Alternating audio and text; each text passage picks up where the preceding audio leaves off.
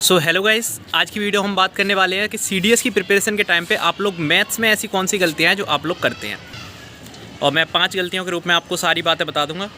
But उससे पहले आप लोग ये जान लीजिए कि मैंने सीडीएस का एग्जाम 5 बार दिया है और मैथ्स में मेरा सही स्कोर रहता है हमेशा। अगर एवरेज निकालूंगा 5 बार का तो 60+ आएगा और हाईएस्ट 75 गया है, उससे लोएस्ट 65 गया है।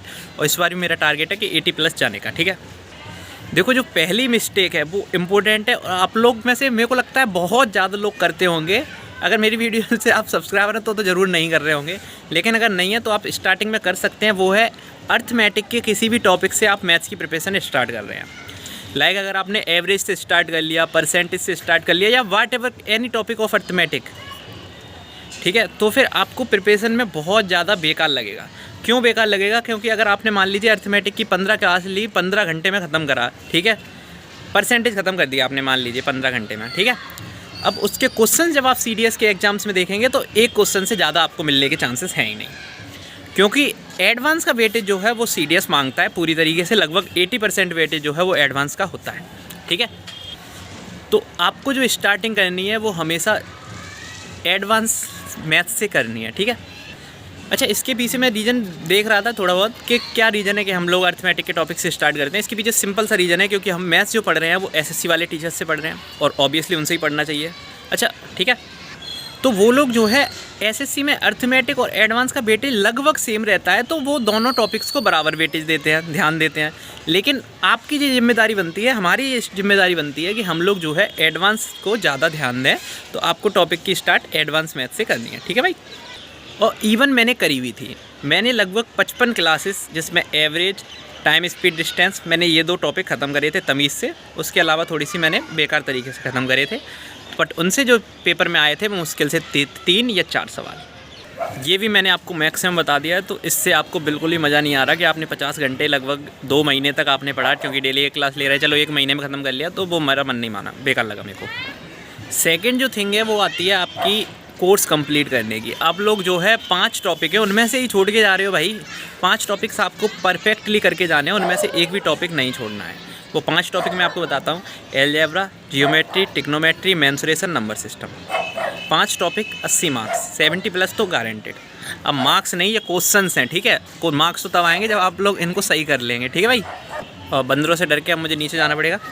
तो मैंने जो 5 टॉपिक हमेशा से बताएं आपको ये बार करने ही करने हैं। आप इनको ख़त्म करने के बाद में आप स्टैटिस्टिक्स कर सकते हैं। उसके बाद में आप डीआई करके जाएंगे। डीआई समझ रहे हो ना? हाँ। फिर उसके बाद में आप लोग कर सकते हैं अर्थमेटिक। क्लियर है? और वैसे मेरा मानना ये है पर्सनली, अगर आपने एडवांस मैथ के 5 टॉपिक कर लिए तो आप इतने ज़्यादा बेकार आदमी नहीं होंगे कि अर्थमेटिक के क्वेश्चंस नहीं कर पाएँ, ठीक है। अर्थमेटिक के 10 में से 5 क्वेश्चन तो आप आराम से कर लेंगे अगर एडवांस के ये 5 टॉपिक ख़त्म कर लेते हैं तो, ठीक है भाई।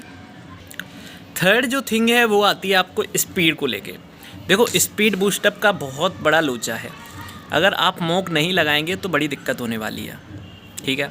तो मॉक ज़रूर लगाएं और कहीं से भी लगाएं। ये क्वेश्चंस काफ़ी बेकार है कि मॉक कहाँ से लगाएं।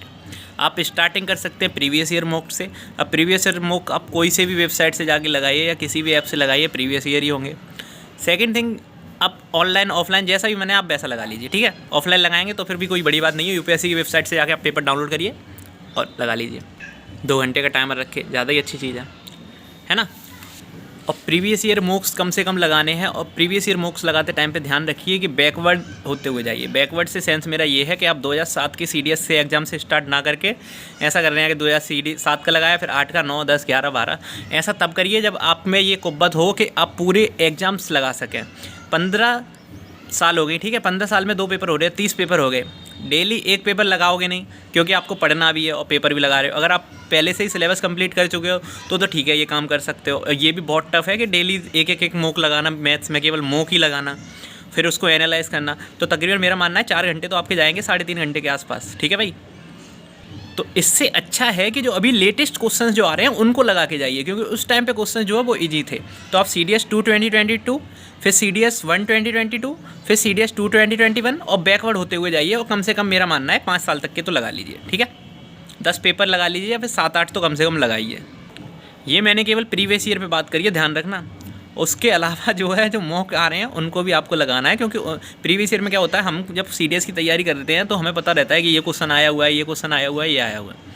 लेकिन जब हम मॉक लगाते हैं तो उसमें भी क्वेश्चंस होते हैं, मैं मानता हूँ प्रीवियस ईयर वाले, बट उसमें नए क्वेश्चंस भी होते हैं, ठीक है भाई। और प्रीवियस ईयर में तो हमें पता ही है कि ये क्वेश्चन है, ये क्वेश्चन है। आई होप आप लोग समझ रहे होंगे। फोर्थ थिंग बताता हूँ, 3 चीज़ें बता दी। चौथी जो चीज़ है वो मेरे को लगता है कि बहुत सारे लोग नहीं बट करते होंगे लोग, वो क्या है कि आप लोग जो है टीचर ढूंढते हैं जो CDS का मैथ्स पढ़ा रहा हो, स्पेशली CDS वाले टीचर से पढ़ना है। ये गलत बात है। ये केवल मैं मैथ्स के लिए नहीं और भी सब्जेक्ट्स के लिए बोलना चाहूँगा, GS इंग्लिश के लिए तो ये आपको नहीं करना है। आप SSC के मैथ्स पे पूरी तरीके से भरोसा कर सकते हैं, मैथ्स पे नहीं, मैथ्स टीचर पे, ओके। अब पता है ये लोग CDS के मैथ्स टीचर कम इसलिए भी हैं क्योंकि CDS में बच्चे ही कम फॉर्म भर रहे हैं, उसमें से भी OTA की सीटें ज़्यादा आती हैं, तो 50% तो OTA में चले गए। तो अब मान के चलिए आपको कितने बच्चे बचते हैं। और SSC में देखिए, है ना, इसलिए लोग SSC के नाम से पढ़ाते हैं, लेकिन ऐसा नहीं है, वो CDS की तैयारी नहीं कराते, CDS साथ में लेके चलते हैं। तो आप SSC वाले टीचर से पढ़िए, बेफिक्र होकर पढ़िए। आप 5 टॉपिक किसी भी टीचर से कवर करिए, उसके बाद में प्रीवियस ईयर लगाइए, आपको मज़ा आ जाएगा, ठीक है भाई। जो 5वीं जो चीज़ बता रहा हूँ ना, कसम से बता रहा हूँ, आपने वीडियो यहाँ तक देखी होगी तो ज़रूर फ़ायदा होगा। और जो लोग स्टार्टिंग में ज़्यादा होशियार होंगे उन्होंने नहीं देखी होगी, जहाँ तक मेरे को लगता है, तो फिर उनके लिए तो ये पॉइंट बहुत ज़्यादा, उनके लिए ज़्यादा इंपॉर्टेंट था क्योंकि वो छोड़ के चले गए। बट आप सुनिए, देखो होता क्या है कि हम मैथ्स में, मेरा मैथ्स बैकग्राउंड से रहा हूँ मैं, ठीक है। 10th 12th और ग्रेजुएशन में भी मैथ्स रही है, तो मैथ्स मेरे को पसंद भी है। मैथ्स करना मैं पूरे दिन पढ़ सकता हूँ, मैथ्स ऐसी कोई बात नहीं है, ठीक है। अब हुआ क्या, जब CDS 1 2021 का जब एग्ज़ाम दिया था मैंने, तो उसमें मेरे मैथ्स में आए थे 65 मार्क्स। और CDS 2 2020 जो दिया था वो पहला पेपर था, उसमें थे 42 बिना कुछ तैयारी के। फिर दूसरी बार जब एग्ज़ाम दिया तब 65 मार्क्स आए थे, उसमें मैंने थोड़ी बहुत तैयारी करी थी, ठीक है, थोड़ी बहुत करी थी, क्योंकि उस टाइम पे इंडियन कोस्ट गार्ड वाला मेरा रिजल्ट आ गया था, GD का जो भी है। अब जब 65 मार्क्स आए और फिर फरवरी के बाद में, फेल तो मैं उस टाइम पे भी हो गया था, फरवरी के मार्च में पेपर था, नवंबर में, इतने टाइम तक वेट करना मेरे को अच्छा नहीं लगा पर्सनली। मैंने 1 जुलाई से पढ़ाई स्टार्ट करी थी, फरवरी से जुलाई तक मैंने जो भी करा व्हाटएवर। लॉकडाउन के टाइम पे मैच खेला था, सही बताऊँ तो क्रिकेट, ठीक है। तो फिर उस टाइम पे मैंने 1 जुलाई से स्टार्ट करी ना, तब भी मैंने GS इतनी ज़्यादा पढ़ी कि हद से ज़्यादा पढ़ी, ठीक है भाई। और इंग्लिश भी ठीक ठाक पढ़ी। मैथ्स को मैंने जो है थोड़ा सा क्या, बहुत कमज़ोर समझा, क्योंकि मुझे लगता था मैथ्स काफ़ी स्ट्रॉन्ग है, और यहाँ पे मैथ्स दे गया मेरे को दगा। मेरे उतने मार्क्स भी नहीं आए जितने आने चाहिए थे। फर्स्ट अटैम्प्ट में थे ना 42 मार्क्स, आप लोग खुश हो गए होंगे, 75 वगैरह वो तैयारी से आए थे। और इस बार जो आए थे वो बिल्कुल, मैंने ऐसा नहीं है कि बिल्कुल नहीं पढ़ा था, डेली का 1 घंटा मैं दे रहा था। अगर आप जुलाई से लगाए हुए तो मैंने तकरीबन 90 घंटे दिए होंगे नवंबर तक, ठीक है। तो उसमें मैथ्स का जो रिजल्ट था वो काफ़ी बेकार था। और CDS 2 2021 वो वाला एग्ज़ाम्स भी टफ था, और केवल इसी वजह से मेरा जो है CDS क्लियर नहीं हो पाया। तो कुल मिला के ये ना करें कि आप मैथ्स को हल्के में ले रहे हैं। मैथ्स अगर आपका बेस्ट है ना, स्ट्रॉन्ग है, तो इसको स्ट्रॉन्ग बनाए रखिए और टॉपिक को रिवाइज करते रहिए, ये बहुत ज़्यादा ज़रूरी है, ठीक है भाई। और कुछ नहीं कर रहे तो कम से कम 7 दिन में एक मॉक ही लगा के देख लीजिए, आपको पता चल जाएगा आपका मैथ्स कैसा चल रहा है ना, वो गलती ना करें। फिर उसके बाद में मैंने CDS की बहुत, मैथ्स को मैंने इतना फोकस करा कि मैथ्स अगली बार से कैसे नहीं होगा। और 75 मार्क्स जो है मेरे अकॉर्डिंग आने चाहिए। 82 अटैम्प्ट करे थे, जिसमें से 5-6 क्वेश्चन गलत हो गए, तो CDS 1 2022 में देखते हैं, ठीक है भाई।